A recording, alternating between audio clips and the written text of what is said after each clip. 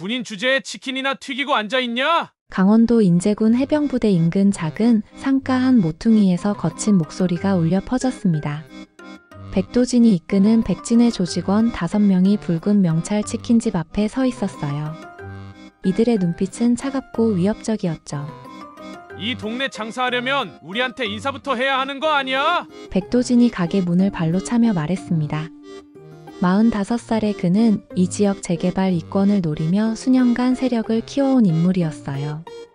정치인들과의 유착 관계도 탄탄했고 경찰서와도 끈끈한 관계를 유지하고 있었죠. 그 전에 잠깐 1초면 누를 수 있는 구독과 좋아요는 저에게 큰 힘이 됩니다. 가게 안에서는 62살의 공병철이 묵묵히 치킨을 튀기고 있었습니다. 그의 손은 여전히 단단했고 어깨는 곧게 펴져 있었어요. 25년간 해병대에서 수색대장을 지낸 그였지만 이제는 전역한 지 3년째 되는 평범한 치킨집 사장일 뿐이었죠.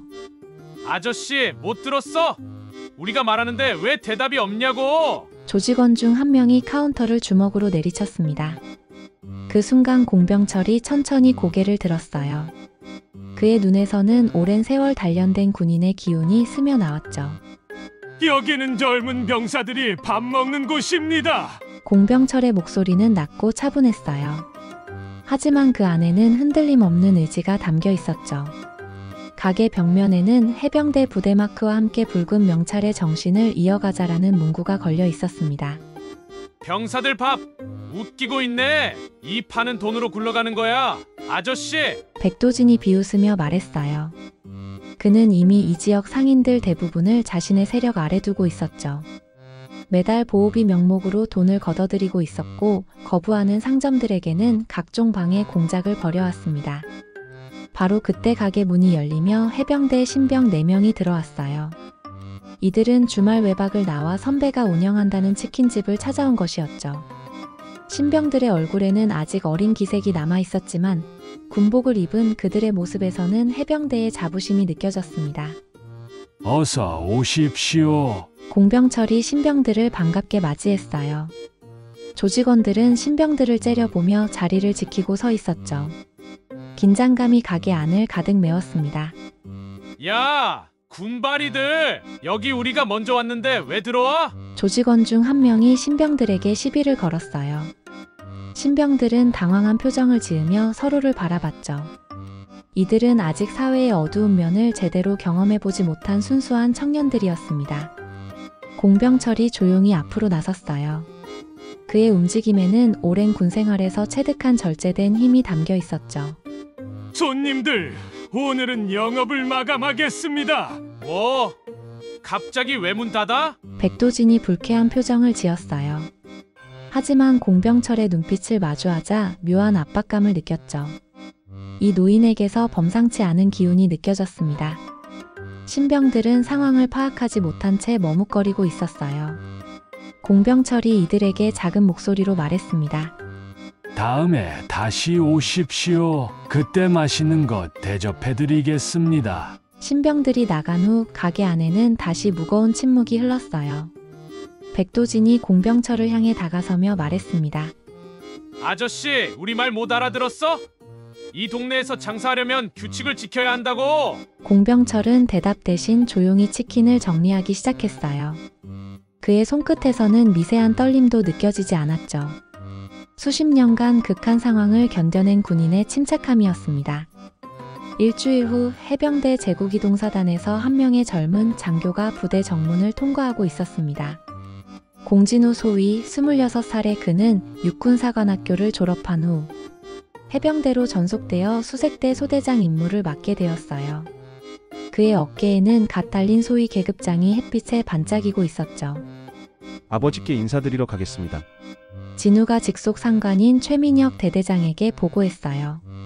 최민혁은 42살로 실전 경험이 풍부한 베테랑 장교였습니다. 그는 진우의 아버지 공병철과도 잘 아는 사이였죠. 공소위, 자네 아버지는 우리 수색대의 전설이야.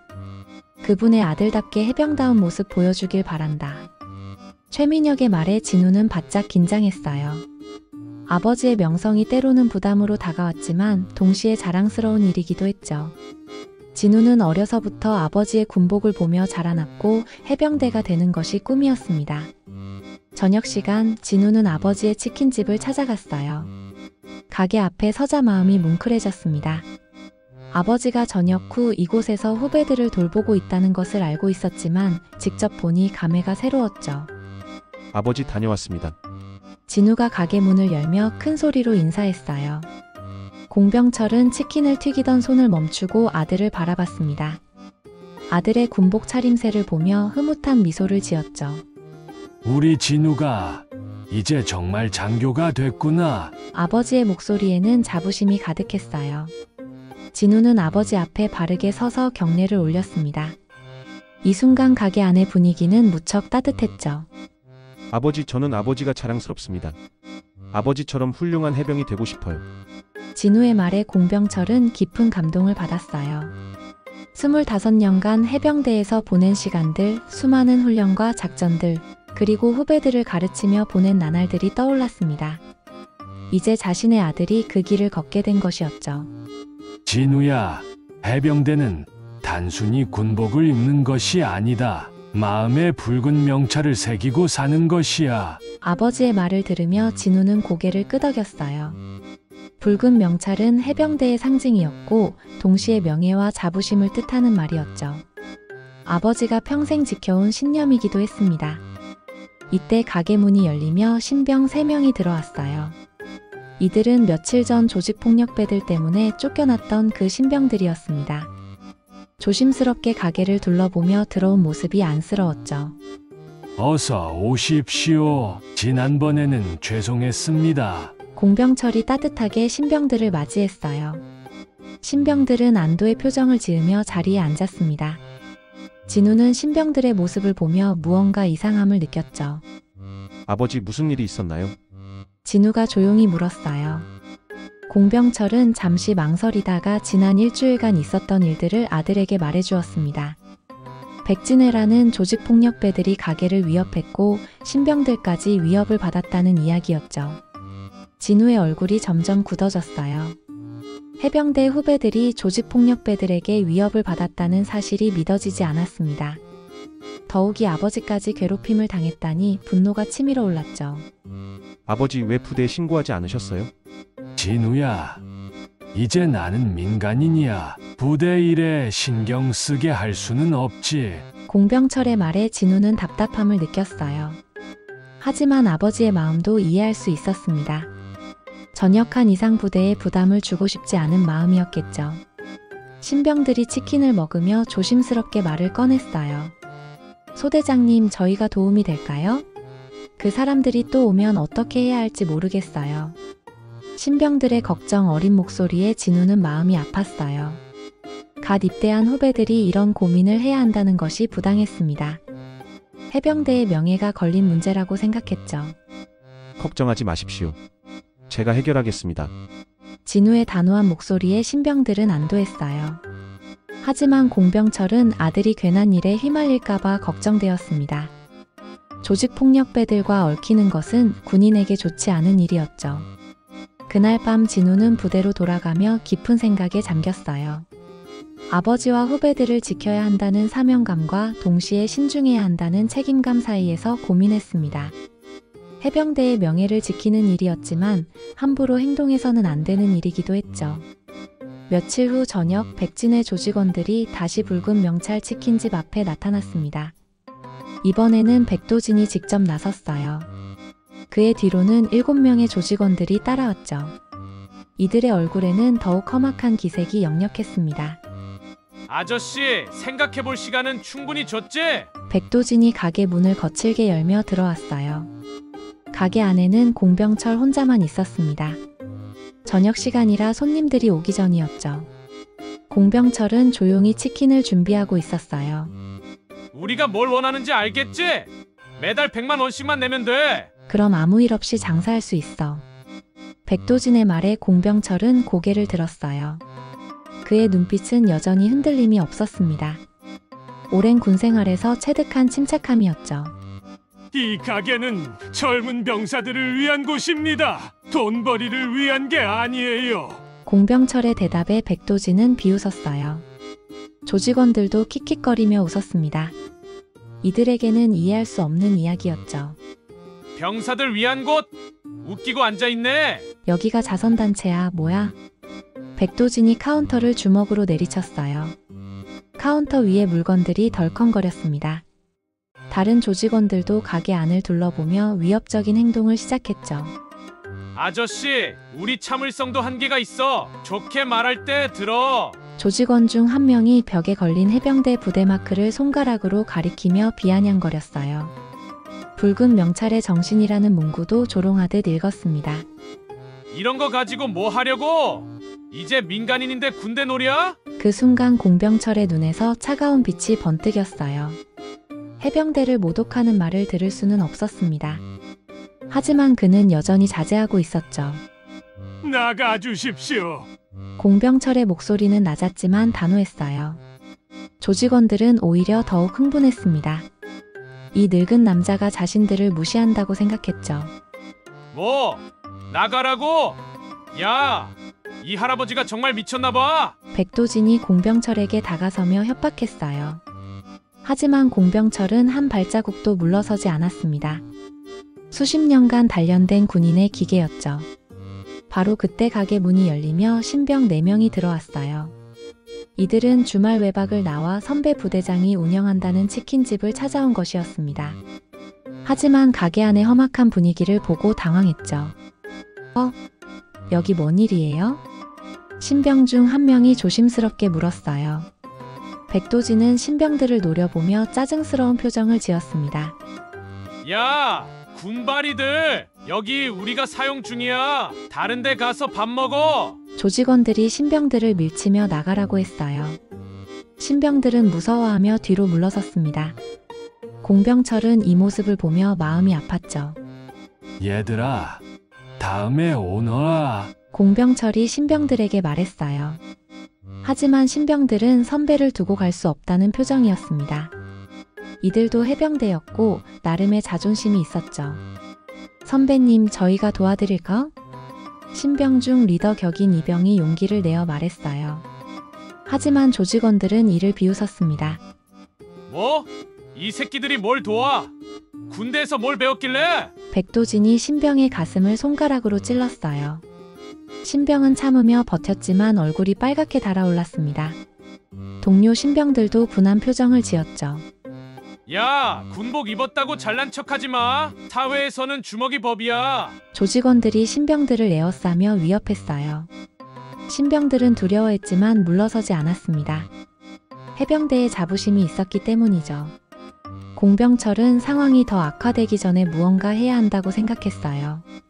하지만 폭력을 사용할 수는 없었습니다. 민간인이 된 이상 법의 테두리 안에서 해결해야 했죠. 여러분, 오늘은 그만 가주시겠습니까? 내일 다시 이야기하죠. 공병철이 최대한 예의를 지키며 말했어요. 하지만 백도진은 만족하지 않았습니다. 내일 무슨 이야기를 하자는 거야? 답은 하나밖에 없어. 돈 내든지 가게 닫든지. 백도진의 최후 통첩에 가게 안은 정적에 휩싸였어요. 신병들은 분한 마음을 감추지 못했고 공병철은 깊은 고민에 빠졌습니다. 이 문제가 단순히 개인의 문제가 아니라 해병대 전체의 명예와 관련된 일임을 알고 있었기 때문이죠. 주말 저녁 붉은 명찰 치킨집에는 평소보다 많은 신병들이 모여 있었습니다. 외박을 나온 신병 7명이 선배가 운영한다는 가게를 찾아온 것이었어요. 이들은 부대에서 들은 이야기로 공병철의 전설적인 군 경력에 대해 잘 알고 있었죠. 선배님, 정말 수색대에서 25년 동안 복무하셨어요? 신병 중 한 명이 호기심 어린 눈으로 물었어요. 공병철은 미소를 지으며 치킨을 나르고 있었습니다. 젊은 후배들과 이야기하는 시간이 그에게는 가장 즐거운 순간이었죠. 그때는 지금보다 훈련이 더 혹독했지. 하지만 그만큼 끈끈한 전우애도 있었어. 공병철의 이야기에 신병들은 감탄했어요. 해병대의 역사와 전통에 대한 자부심이 느껴졌습니다. 가게 분위기는 화기애애했죠. 바로 그때 가게 문이 거칠게 열리며 백진의 조직원 8명이 들이닥쳤어요. 백도진을 포함해 이들은 모두 술에 취한 상태였습니다. 며칠 전부터 계속된 협박에도 공병철이 굴복하지 않자 더욱 강경하게 나온 것이었죠. 야, 할아버지! 아직도 정신 못 차렸어? 백도진이 큰 소리로 외쳤어요. 신병들은 갑작스러운 상황에 당황했습니다. 하지만 이들도 해병대였기에 쉽게 물러서지는 않았죠. 여기 뭐 하러 왔어요? 신병 중 선임인 일병이 일어서며 물었어요. 조직원들은 이를 비웃으며 신병들을 둘러쌌습니다. 뭐 하러 왔냐고? 야, 이 새끼들이 정말 모르는구나. 이 동네 룰을. 조직원 중 한 명이 신병의 어깨를 거칠게 밀었어요. 신병은 비틀거렸지만 넘어지지 않았습니다. 다른 신병들도 일어서며 동료를 감쌌죠. 군복 입었다고 잘난 척하지 마. 여긴 우리 구역이야. 백도진이 신병들 앞으로 다가서며 위협했어요. 신병들의 얼굴에는 분노가 차올랐습니다. 해병대의 명예를 모독당하는 것을 참을 수 없었죠. 공병철이 앞으로 나서며 상황을 진정시키려 했어요. 여러분, 아이들은 건드리지 마십시오. 저와 이야기하죠. 하지만 백도진은 들을 생각이 없었어요. 오히려 더욱 흥분하며 소리쳤습니다. 닥쳐. 이 할아버지가 계속 우리를 무시하니까 후배들도 까불지. 그 순간 조직원 한 명이 신병의 뺨을 때렸어요. 찰싹 소리가 가게 안에 울려 퍼졌습니다. 맞은 신병은 뺨이 빨갛게 부어올랐지만 참고 견뎠죠. 야, 뭐 하는 거야? 다른 신병들이 분노하며 일어섰어요. 하지만 조직원들의 수가 더 많았고 이들은 주먹 다짐에 익숙한 사람들이었습니다. 덤비려고? 군대에서 뭘 배웠나 보자. 조직원들이 신병들을 에워싸며 주먹을 휘둘렀어요. 신병들은 최대한 막으려 했지만 역부족이었습니다. 가게 안은 순식간에 아수라장이 되었죠. 공병철은 더 이상 참을 수 없었어요. 후배들이 맞는 모습을 보고만 있을 수는 없었습니다. 하지만 그가 움직이려는 순간 백도진이 막아섰죠. 할아버지도 한몫 끼고 싶어? 좋아. 백도진이 공병철에게 주먹을 휘둘렀어요. 하지만 공병철은 오랜 군 경험으로 이를 피했습니다. 그리고 반사적으로 백도진의 팔을 잡아 제압했죠. 아, 이 새끼가! 백도진이 고통스러워하며 소리쳤어요. 다른 조직원들이 공병철을 향해 달려들었습니다. 공병철은 어쩔 수 없이 자신을 방어해야 했죠. 난투가 벌어지는 가운데 신병 한 명이 머리에 상처를 입고 쓰러졌어요. 피가 흘러내리는 모습에 다른 신병들은 더욱 분노했습니다. 선배님을 왜 때려요? 신병들이 필사적으로 공병철을 보호하려 했어요. 하지만 조직원들의 폭력은 더욱 격해졌습니다. 의자와 테이블이 넘어지고 접시들이 깨지는 소리가 계속 들렸죠. 이때 누군가 신고했는지 경찰 사이렌 소리가 들렸어요. 조직원들은 황급히 가게를 빠져나갔습니다. 백도진이 마지막으로 공병철을 노려보며 말했죠. 이걸로 끝난 줄 알지 마. 다음에는 더 심하게 당할 줄 알아. 경찰이 도착했을 때 가게는 엉망이 되어 있었어요. 신병들은 상처를 입고 있었고 공병철도 얼굴에 멍이 들어 있었습니다. 하지만 가장 큰 상처는 해병대의 명예가 짓밟혔다는 것이었죠. 경찰은 사건을 조사했지만 조직원들은 이미 도망친 후였어요. 더욱이 가게의 CCTV는 며칠 전 고장이 났다며 증거를 확보할 수 없었습니다. 백진회의 사전 작업이었죠. 할아버지 정말 이해가 안 되네요. 왜 먼저 때렸어요? 경찰관이 공병철에게 물었어요. 이미 백진회 측에서 공병철이 먼저 폭력을 사용했다고 신고한 상태였습니다. 조직적으로 준비된 거짓 증언이었죠. 신병들은 분해했지만 어떻게 할 도리가 없었어요. 사회의 어두운 면을 처음 경험하는 순간이었습니다. 다음 날 오후 공진우 소위가 급하게 치킨집으로 달려왔습니다. 부대에서 아버지가 조직폭력배들과 시비가 붙었다는 소식을 들었기 때문이었어요. 가게 앞에 도착하자 파손된 간판과 어수선한 모습이 눈에 들어왔죠. 아버지, 진우가 가게 안으로 뛰어들며 외쳤어요. 공병철은 얼굴에 멍이 든 채로 깨진 그릇들을 치우고 있었습니다. 아들을 보자 괜찮다는 듯 손을 흔들었죠. 진우야, 별일 아니다. 걱정하지 마라. 하지만 진우는 아버지의 상처를 보며 분노가 치밀었어요. 해병대 후배들까지 다쳤다는 이야기를 들었기 때문이었죠. 더욱이 이 모든 일이 자신이 소대장으로 있는 부대의 신병들과 관련된 것이었습니다. 아버지 이렇게 당하고만 있을 수는 없어요. 부대에 신고하겠습니다. 진우의 결연한 목소리에 공병철은 고개를 저었어요. 아직도 군인다운 해결책을 고집하는 아들이 대견하면서도 걱정되었습니다. 진우야, 이건 민간 문제야. 부대가 나설 일이 아니다. 하지만 진우의 생각은 달랐어요. 해병대 후배들이 해병대라는 이유로 폭행을 당했다면 이는 단순한 민간 문제가 아니었습니다. 해병대 전체의 명예가 걸린 문제였죠. 그날 저녁 늦은 시간, 진우는 다시 치킨집을 찾았어요. 오늘 있었던 일을 더 자세히 알아보기 위해서였습니다. 하지만 가게 근처에 수상한 차량 여러 대가 주차되어 있는 것을 발견했죠. 뭔가 이상하네. 진우가 조심스럽게 가게로 다가가려는 순간 백진의 조직원들이 다시 나타났어요. 이번에는 백도진을 포함해 10명이 넘는 인원이었습니다. 이들은 어제보다 더욱 조직적으로 움직이고 있었죠. 오늘은 확실히 정리하자. 백도진이 조직원들에게 지시했어요. 이들은 가게를 완전히 부수려는 계획인 것 같았습니다. 진우는 숨어서 상황을 지켜보며 대응책을 생각했죠. 가게 안에서는 공병철이 혼자 정리를 하고 있었어요. 어제 사건 때문에 손님들이 오지 않아 한산한 상태였습니다. 하지만 그는 포기하지 않고 가게를 다시 정돈하고 있었죠. 조직원들이 가게로 몰려들었어요. 이번에는 아예 가게를 박살내려는 기세였습니다. 철파이프와 각종 도구들을 들고 있었죠. 할아버지, 마지막 기회야. 가게 정리하고 여기서 꺼져. 백도진의 말에 공병철은 조용히 고개를 들었어요. 그의 눈에는 굴복하지 않겠다는 의지가 담겨 있었습니다. 이 가게는 해병대 후배들을 위한 곳입니다. 절대 포기할 수 없어요.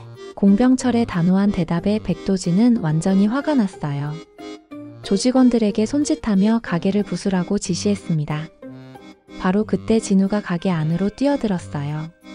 아버지를 보호해야 한다는 사명감이 앞섰습니다. 아버지 괜찮으세요?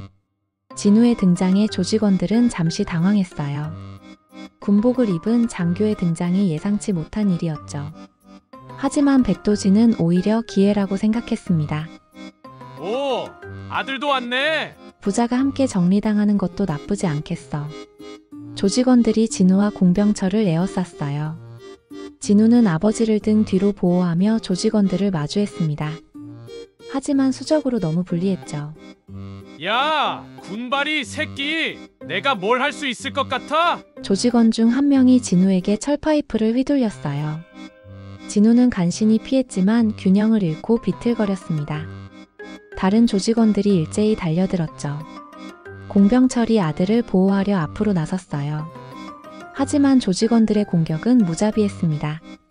철파이프와 주먹이 두 사람을 향해 쏟아졌죠. 진우는 아버지를 지키려 필사적으로 막았어요. 하지만 수적 열세를 극복할 수는 없었습니다. 철파이프의 머리를 맞아 피를 흘리기 시작했죠. 아들놈이 아버지를 닮았네. 둘 다 고집이 세. 백도진이 비웃으며 말했어요. 조직원들의 폭행은 계속되었습니다. 진우는 점점 의식이 흐려졌지만 아버지만은 지켜야 한다는 생각으로 버텼죠. 공병철은 아들이 자신 때문에 다치는 모습을 보며 절망했어요. 하지만 어떻게 할 도리가 없었습니다. 이들의 폭력 앞에서는 무력했죠. 이제 정신 차렸지? 내일까지 가게 정리해. 안 그러면 다음에는 더 심하게 당할 줄 알아. 백도진이 마지막 경고를 남기고 조직원들과 함께 사라졌어요. 가게 안에는 피투성이가 된 진우와 공병철만 남았습니다. 공병철이 의식을 잃은 아들을 부추기며 병원으로 향했어요. 진우의 군복에는 피가 묻어 있었고 이 모습은 공병철의 마음에 깊은 상처를 남겼습니다. 아들이 자신 때문에 해병대의 명예까지 더럽혔다는 죄책감이 들었죠. 다음 날 아침 해병대 제국이동사단 사단장실에는 긴급 보고서 한 통이 올라와 있었습니다. 한도열 소장이 보고서를 읽으며 눈썹을 찌푸렸어요. 58세의 그는 군 생활 35년의 베테랑으로 공병철과는 20년 넘게 알고 지낸 전우였죠. 보고서에는 공진우 소위가 민간인과의 폭력 사건에 휘말려 병원에 입원했다는 내용이 적혀 있었어요. 더욱이 그의 아버지 공병철 전 수색대장까지 함께 폭행을 당했다는 것이었죠. 한도열의 얼굴이 점점 굳어졌습니다. 최 대대장을 즉시 부르십시오. 한도열이 부관에게 지시했어요. 잠시 후 최민혁 대대장이 사단장실로 들어왔습니다. 그의 표정도 심각했죠. 이미 상황을 파악하고 있었기 때문이었어요. 상황이 어떻습니까? 한도열의 질문에 최민혁이 자세히 보고했어요. 공병철의 치킨집에서 벌어진 일련의 사건들, 신병들이 당한 폭행, 그리고 어젯밤 공진우 소위까지 닥친 사건까지 모든 것을 설명했습니다. 사단장님, 이 문제는 단순한 민간 분쟁이 아닙니다. 해병대를 겨냥한 조직적인 도발입니다. 최민혁의 말에 한도열은 고개를 끄덕였어요. 그도 같은 생각이었습니다. 해병대라는 이유로 신병들이 폭행을 당하고 전직 수색대장과 현역 장교까지 폭력을 당했다면 이는 해병대 전체에 대한 모독이었죠. 공 중사는 어떤 상태입니까? 한도열이 공병철을 예전 계급으로 부르며 물었어요.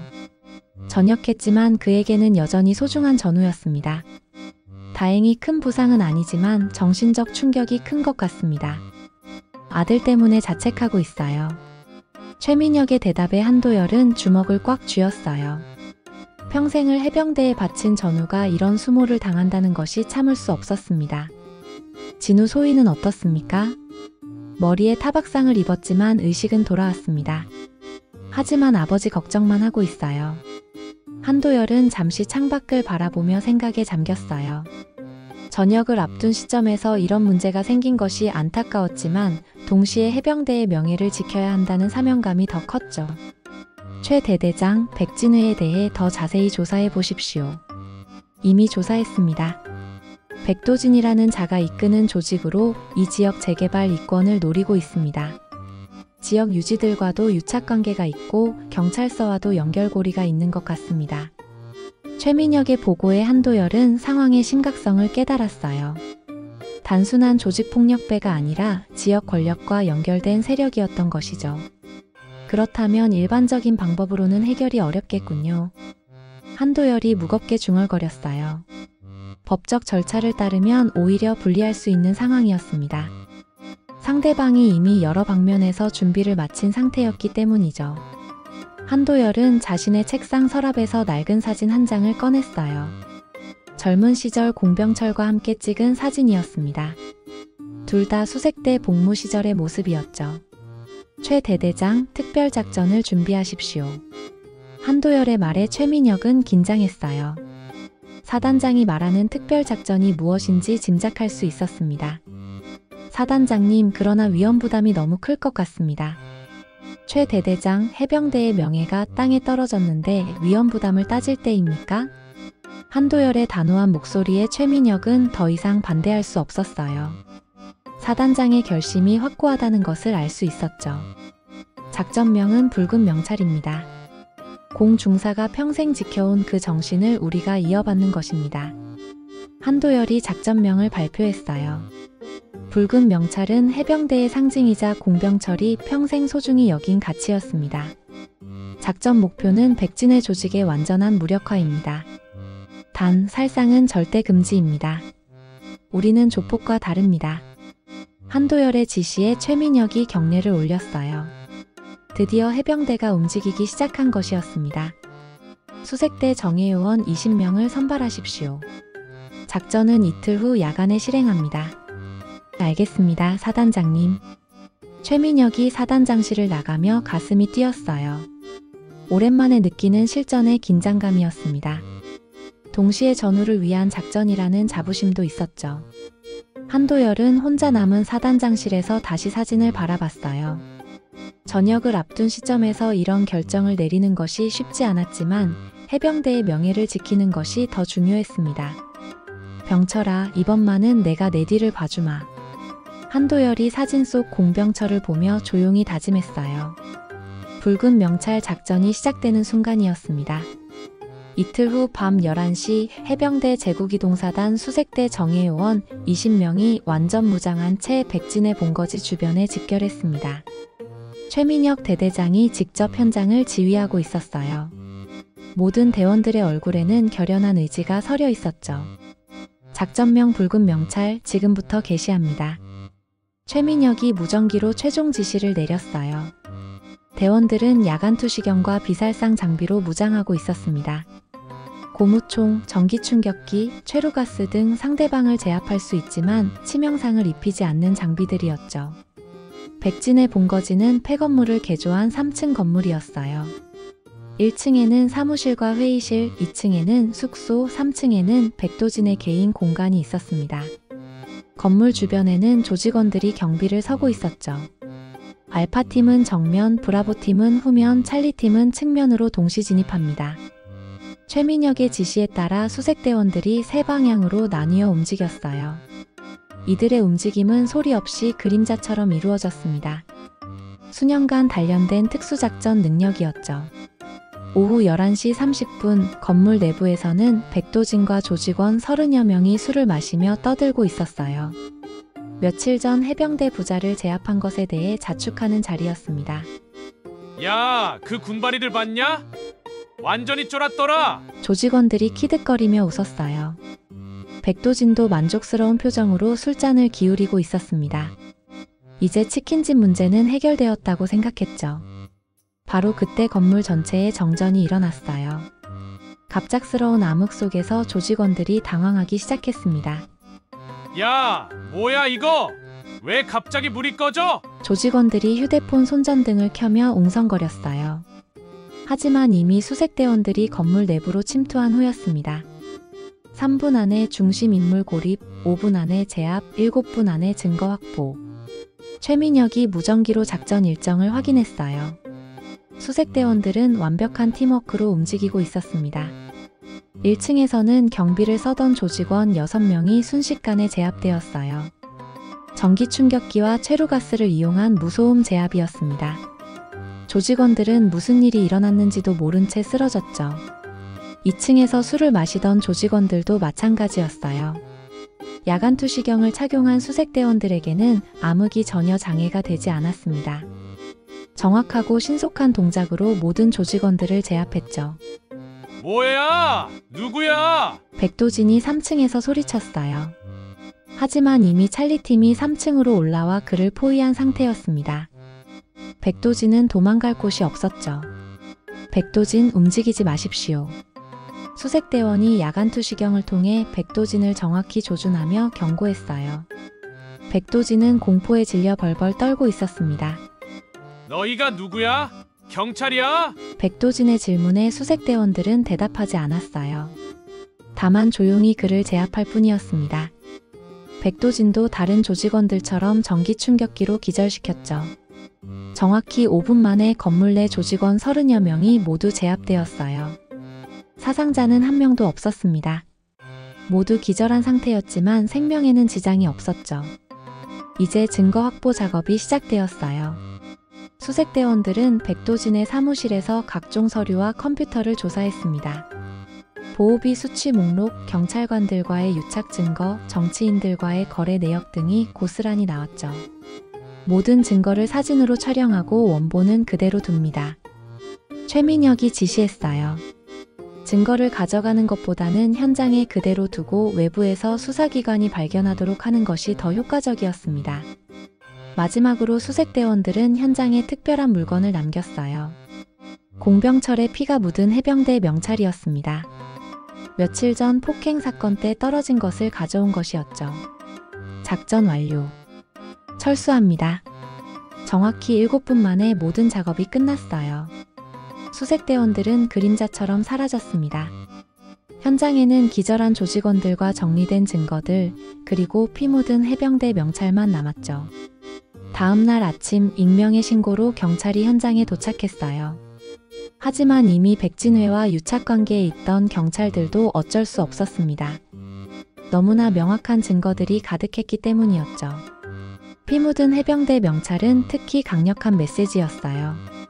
해병대가 직접 나섰다는 것을 알리는 상징이었습니다. 조직원들이 깨어나서도 무슨 일이 일어났는지 정확히 기억하지 못했지만 그 명찰의 의미는 분명했죠.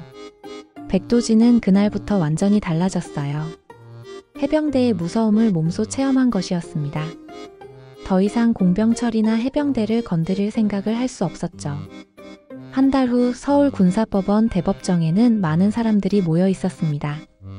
작전명 붉은 명찰에 참여했던 수색대원들과 지휘관들이 재판을 받게 된 것이었어요. 언론의 관심도 뜨거웠고 시민들의 시선도 집중되어 있었죠. 재판장에는 최민혁 대대장이 증인으로 서 있었어요.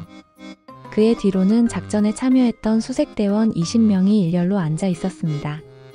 모두 당당한 표정이었죠. 피고인 최민혁 중령, 당신은 상급자의 명령 없이 독단적으로 작전을 실행했습니까? 검사의 질문에 최민혁이 당당히 대답했어요. 아닙니다. 한도열 사단장님의 명령에 따라 작전을 수행했습니다. 방청석에서는 웅성거림이 일었어요. 사단장이 직접 명령했다는 것은 예상치 못한 발언이었습니다. 이미 전역한 한도열 전 사단장도 증인으로 출석해 있었죠. 한도열 전 사단장님, 정말로 이런 명령을 내리셨습니까?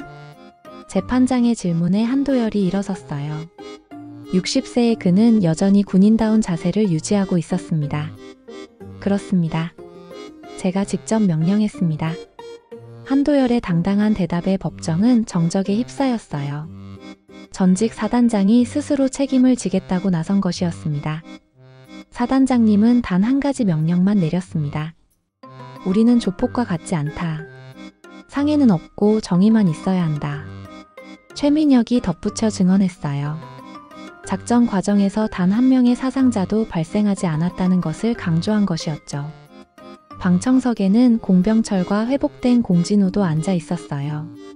공병철은 자신 때문에 후배들이 재판까지 받게 된 것이 미안했지만 동시에 해병대의 의리에 감동하고 있었습니다. 재판장님, 저희가 한 일은 범죄가 아닙니다. 해병대의 명예를 지킨 것입니다. 수색대원 중 한 명이 일어서서 말했어요. 다른 대원들도 고개를 끄덕였습니다. 이들에게는 후회가 없었죠.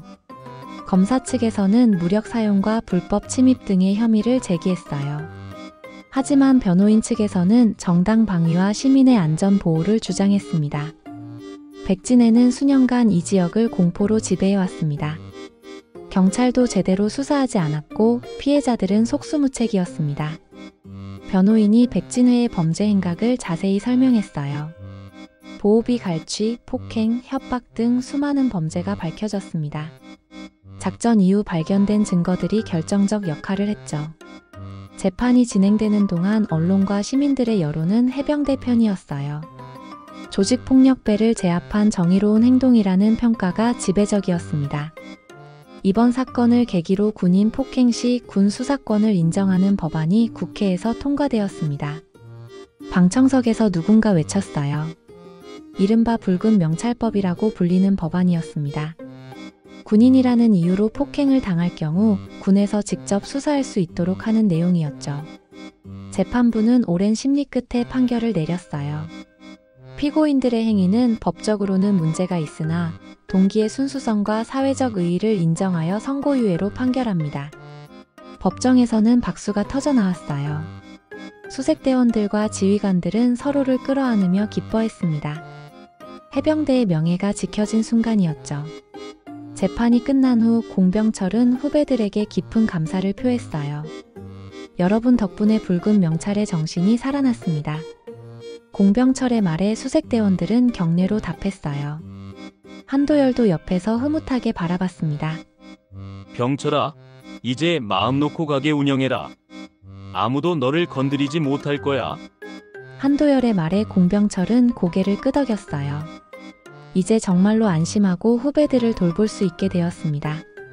몇 개월 후 붉은 명찰 치킨집은 해병대 부대 근처에서 가장 인기 있는 장소가 되었어요.